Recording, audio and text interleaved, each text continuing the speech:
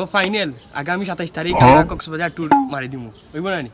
আচ্ছা ওকে 27 তারিখ তো अच्छा না রে বাবা ভাই আমার 16 প্রমে চাইলে এই মনে তো কক্সবাজার গেলে ছবি তুলতে সুন্দর হইব।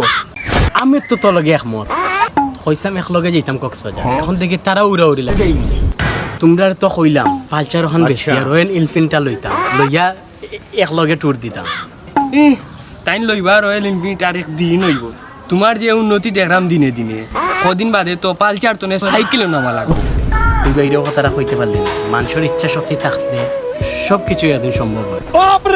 ভাই তোমার আমি একটা কথা কই, তুমি রয়্যাল এনফিল্ড লই না ভাই, রয়্যাল এনফিল্ড তোমার লগে যায় না ভাই, তুমি টেট্টার লই লাও, টেট্টার ওখান তোমার লগে বালা যায়।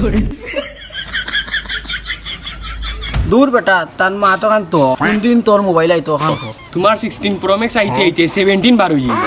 ভাই তোমার যে হেলিকপ্টার কেন উঠছিল এখান ল্যান্ড হইছে না? না বে হেলিকপ্টারের জন্য দুইটা টান্ডি থাকে না নি, একটা খুলিয়া পড়ে গেছে ও তার লাগি আর না ওর দেখা খালি ঘুরে লাগি ল্যান্ড করতে পারে না। ভাই হেলিকপ্টার যেখান অত বছর ধরে ঘুরে এখানে কি তার তেল শেষ হয় না নি? তেল তো বেটা 2 মাস আগেও শেষ হয়ে গেছে। ও কি তা গো ভাই তেল ছাড়া এখান চলে কিলা? কেন বেটা ভাই তুই জানোস নি বাংলাদেশ হেলিকপ্টারও নতুন একটা নিয়ম করছে।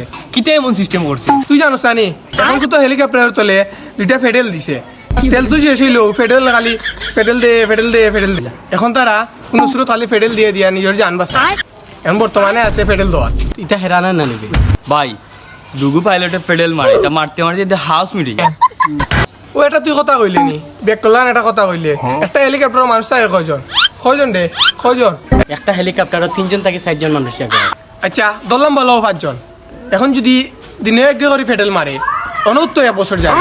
আচ্ছা তারা বলা ফেডেল দিয়ে চালাইলো এখন ডান্ডি লাগাইতো না নি যে ল্যান্ড হইবার লাগে গেছিল তো কিরিশে ডান্ডিয়ে গুলো ইয়া হয়ে উঠে দি কাণ্ড তারও বাজিয়া শর্ট খাইয়া আতুক লুলো হইয়া এখন এই বেসিনাত বসে